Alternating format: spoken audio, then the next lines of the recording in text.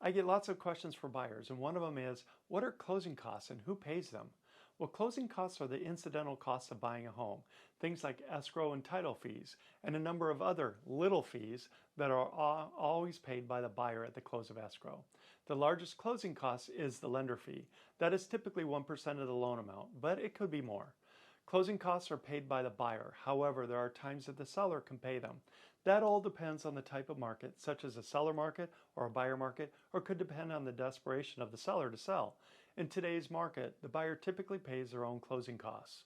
Since 2024, there's another closing cost that is owed by the buyer, and that is the buyer's agent's fee for the buyer agent.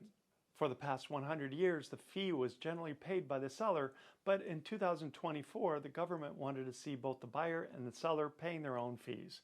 That said, it's very common for the buyer to ask the seller to pay the buyer's agent fee, and the seller usually agrees to that. That is a more complicated discussion for another time, so touch base and I can walk you through the process of making the decision to sell, buy, or not for the best results.